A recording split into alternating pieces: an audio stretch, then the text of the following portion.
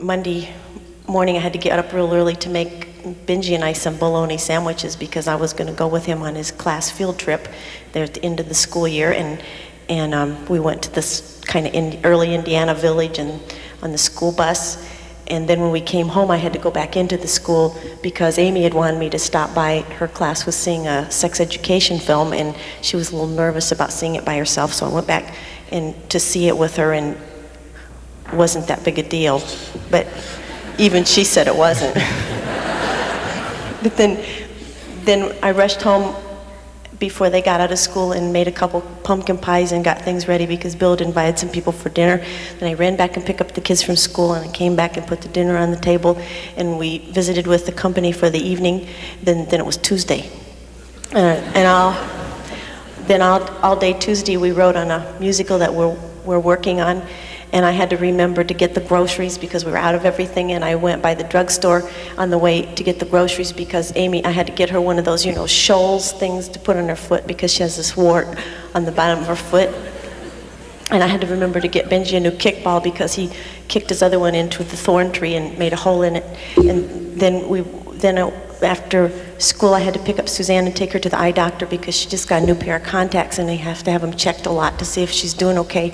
Then I went home and that night we kind of played some badminton and we didn't have anything very special to do. And then on Wednesday, we worked all day on some songs that we were writing on, and then after school I had to pick up the kids because Wednesday is our piano lesson day, and I have to remember to take Suzanne first to oboe because then she can take her oboe lesson while Amy's taking the first piano lesson, because as soon as Amy takes her piano lesson, then she has to go to flute. And so I take her to flute, and Benji takes the second piano lesson while I go pick up Suzanne from oboe. And then before I go to take her there, I stop at McDonald's and get Benji a hamburger before he faints.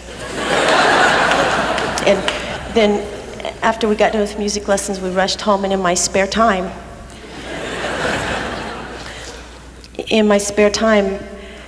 I picked up the Bible.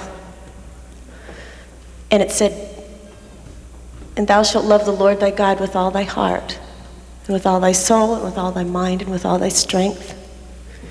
And thou shalt teach it diligently to thy children when thou risest up, and when thou sittest at thy table, and when thou walkest by the way, and when thou liest down. And thou shalt write it on the tablets of their hearts, and on the doorposts of your home, and tie it as frontlets before their eyes." And I remembered to get Amy some new tennis shoes, and I helped Benji with his Indiana history, and I took Suzanne to band practice. But when did I teach them to love the Lord thy God with all thy heart, and with all thy soul, and with all thy mind? And I remembered to tell them to say please and thank you, and to write notes when they'd been at someone's house. And I told Amy to make sure and make her bed. But when did I tell them the things that are going to last forever? And at night when I lie down and I'm so exhausted from all the things I do all day, a lot of times I think back over it and it's all good stuff, things that I had to do. And yet when I sort it all out, I sometimes have a hard time finding the things in the light of eternity that are going to live forever. So I sat down and made another list. And I showed it to Bill, and we made it into a song, and we brought it here tonight. It's just new. It's just called "Some Things I Must Tell the Children."